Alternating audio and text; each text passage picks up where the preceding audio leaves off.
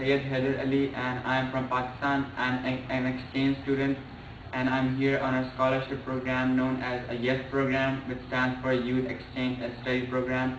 This program gets all the Muslim kids from different worlds and send them to different countries so then they can live life as an exchange student.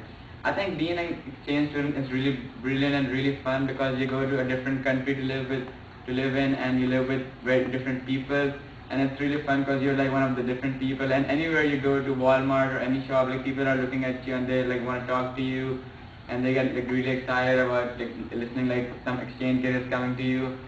And here I live with a host family, their name are Hanikat, and I have in my family there's a mom, dad, and a host brother, and these people are really nice and they're really good. I call them mom and dad. I feel these people are just like my family, and being with them, I never miss my family back home because these people, like that place, I feel it's just like my home.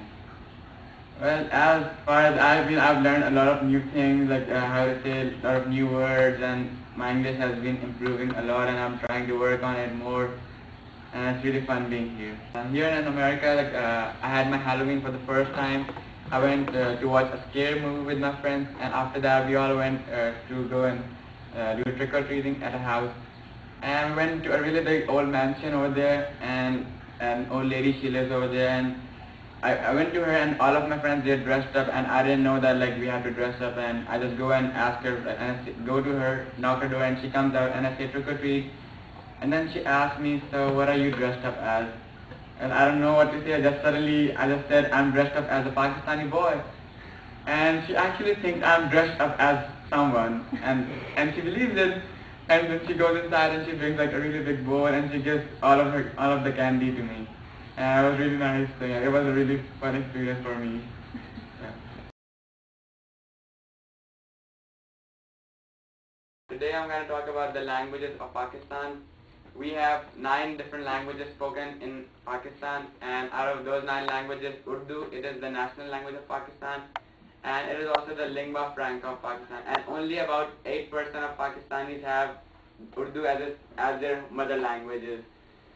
And it is a mixture of many different languages. It's a mixture of English, Persian, Hindi, French. We also speak English a lot back home, and English is used usually it's used in business and in our daily communication in schools and education. And Pakistan is ranked as number 9 in that country is ranked as number 9 for the most spoken English country. And about 92% people living in Pakistan know how to speak good English. Except for those two, like we have 7 other languages which we speak in our provinces, and which are like Punjabi, Pashto, Sindhi, Seraiki, Balochi, and Persian. And what happened is Punjabi, 50% people in Pakistan know how to speak Punjabi language, and about 80% people know how to understand it. So it's a really important language for us, and it's spoken in the northeast part of Pakistan. The other language, Pashto, is spoken by at least 30% of Pakistan, and it is usually spoken in the west part of Pakistan. The language is Sindhi. It is spoken in the south of Pakistan, and it has 53 alphabets in that language. A lot of people don't know how to speak that language because it is like really old, but still some people do speak it as their mother language, have that language as their mother language. Other languages, for Persian, about 70 million people know how to speak that language because that language is similar to Urdu. So if you speak Urdu and Persian, it's almost the same language. So a lot of people know how to speak it, and it's spoken almost all of the Pakistan.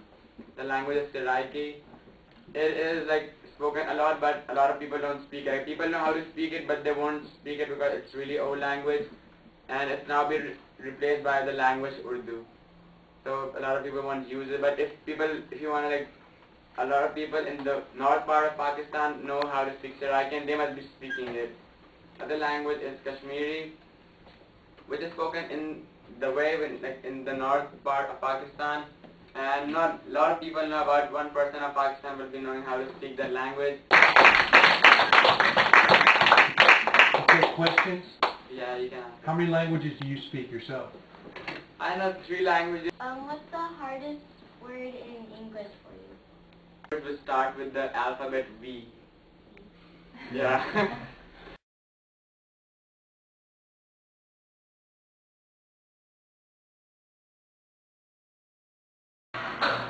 Today I'm going to talk about the food of Pakistan, like the food we eat back home.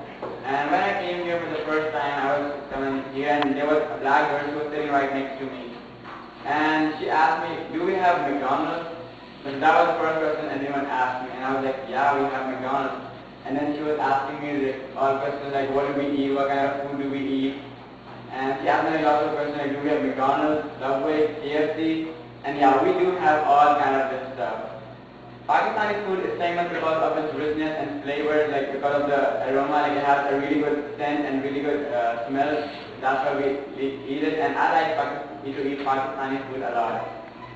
And it depends on region to region, like how do we eat food. Like maybe it can be, it's in the southern part of Pakistan, people like to eat spicy food, but in the northern part, people like to eat food which doesn't have that much oil. They don't like to eat spicy food a lot. So it depends on the region. And even if you have the same recipe, it depends on the house. Like even it varies from the house to house. And back home in Pakistan is a Muslim country, so the meat we eat is blessed meat. And it's not like you just pray over it and you bless it. We bless it in a certain way before we kill an animal. So it is a certain way how we bless it. And we use a lot of ingredients, like a lot of nature spices in our food, like garam masala, like cardamom, cinnamon, cloves, and a lot of like, even we use oil in our, lots of oil in our food to give like a kind of a glossy, like good flavor in our food, so it makes our food better and better. And I think the main reason, like I want to share a quote of like a verse of Quran Majid, that's our holy book, because like that's why we eat halal meat and why do we bless our meat. And the verse is like of chapter 16 and it's verse number 116, and the verse says, but say not for any false thing that your tongue may put forth. This is lawful, which means halal, and this is forbidden, so as to ascribe false things to God. For those who ascribe false things to God will never prosper. So that's why that is the main reason we eat halal meat and we bless it. And back home we eat three types, like we eat food 3 times a day, like breakfast, lunch and dinner. In breakfast we usually eat like an omelette and eggs and cornflakes, or like any kind of like cereal as we eat here in America. So it is basically the same thing, but usually on weekends or holidays we eat different kind of food, like the local food, and we made it by our own self. It's the halwa puri. It's basically a stuffed dough with some chickpeas in it, and it's really good. It's kind of a little bit spicy, but it is really good. And in lunch we usually eat a stuffed bread known as roti. It's kind of a tortilla, and we would eat it with like some kind of grains or pulses, and we eat rice even in the lunchtime.